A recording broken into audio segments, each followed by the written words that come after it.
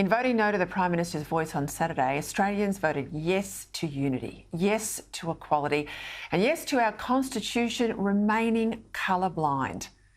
And their vote was emphatic. All states rejecting the voice, even Victoria, even the electorate of Indigenous Affairs Minister Linda Burney. And in defying the big government, big business, big sport, union movement push, many of the faith leaders and multi-organisations too, and not forgetting big tech that control our social media, and in being unmoved by the saturation advertising, the moral pressure, well, the Australian public yet again demonstrated a steadiness and an ability to think for itself that I had started to worry we had lost. But it wasn't lost, or if it was, we found it again on Saturday night. And in rejecting Labor's divisive voice, ordinary, everyday Australians found theirs. As Jacinta Nampijinpa-Price said so beautifully on Saturday. We are one of the, if not the greatest nation on the face of the earth. And it's time for Australians to believe that once again, to be proud, to call ourselves Australian. If there's a loser from Saturday night, it was the Prime Minister, who will struggle to regain his authority after such a massive error of judgment. On a topic as sensitive as this, he should never have put forward such a divisive proposal. The fact that he did shows a lack of judgment about what's in our national interest and a lack of awareness about what people really think that will now haunt his Prime Ministership. It doesn't mean he won't win the next election, but it does make even a first-term government highly vulnerable, particularly if its efforts to tackle cost of living pressures continue to do more harm than good. But what this result shows us too is that the elites don't speak for all Australians, that their arrogant so-called progressive agenda of sneering at the suburbs, at people who live in our regions, that it's our way or the highway, is now over.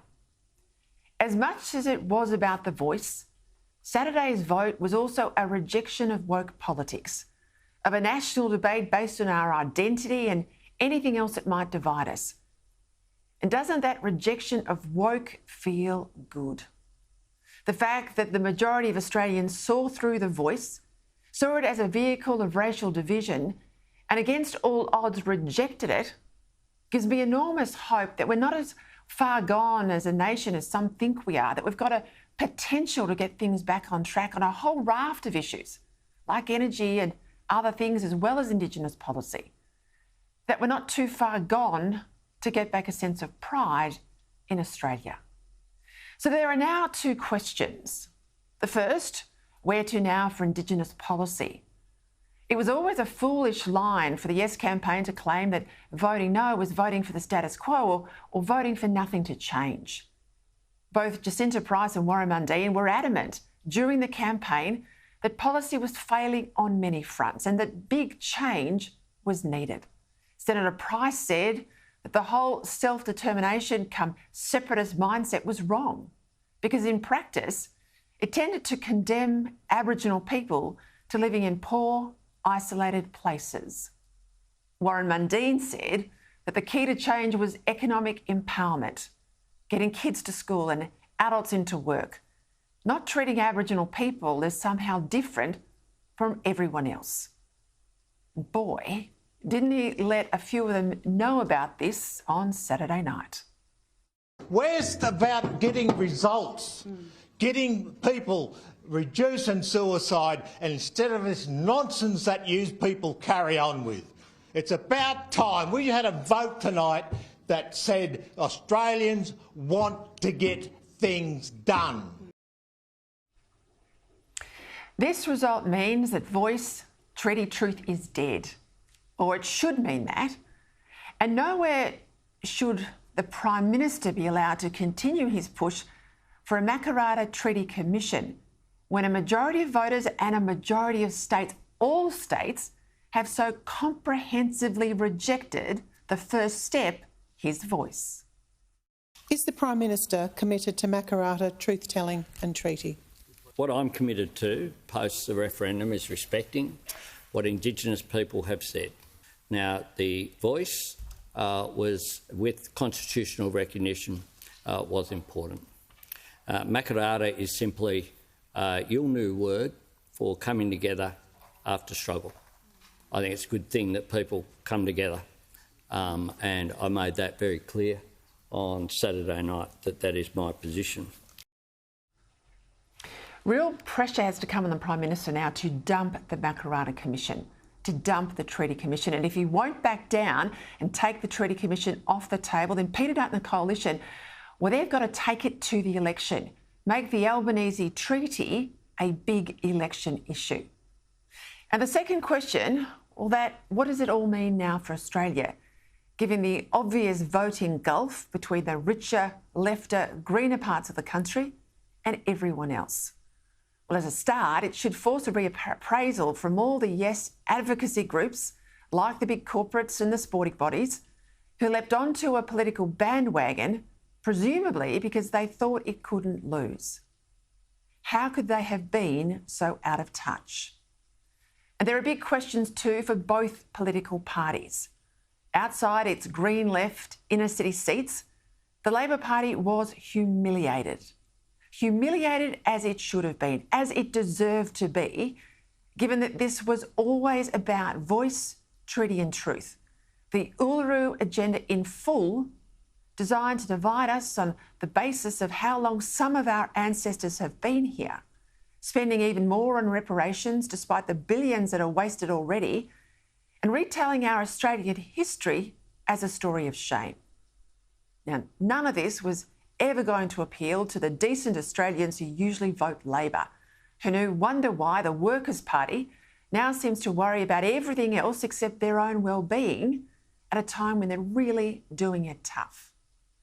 And given that Peta Credlin now looks like a winner from taking a stand on principle and arguing it through, the Liberals have got to ask, why have they been so reluctant to have a fight on anything since 2015, when Malcolm Turnbull staged his takeover of the party? When Scott Morrison rolled over on net zero, that was a massive own goal. Looking at the results on Saturday night and the circumstances we're seeing now overseas, where much of the world is rethinking their green agenda, that also must wake up the Liberal Party. And sure, the ex-Liberal Teal seats seem to have voted yes, but that just shows how out of sync the Teal seats are with the rest of Australia. So the Libs who angst about winning them back and who want to upend policies to get them on side, well, they risk losing everywhere else just to chase those Teals. And given the way the academic and business establishment lined up in favour of yes, only to be rejected at the polls, the weekend's vote was akin to Australia's own Brexit moment. Only there, unlike here, the Prime Minister at least had the decency to resign after the side he backed was rejected. Let's hope now that Australians have roared that Canberra will listen. And we use this moment in history to reset the way we see ourselves as a country. No more rewriting our history as a story of shame. No more moves to separatism and racial division. Yes to unity. Yes to Aboriginal people with a seat at the table, like Jacinta Price. And no to condemning them as the other, doomed to live indefinitely in a world of grievance and victimhood. I have a dream that my 4 little children will one day live in a nation where they will not be judged by the color of their skin, but by the content of their character. I have a dream today. And when we allow freedom ring, when we let it ring from every village and every hamlet, from every state and every city, we will be able to speed up that day when all of God's children, black men and white men, Jews and Gentiles, Protestants and Catholics, will be able to join hands and sing in the words of the old Negro spiritual, free at last, free at last. Thank God Almighty, we are free at last.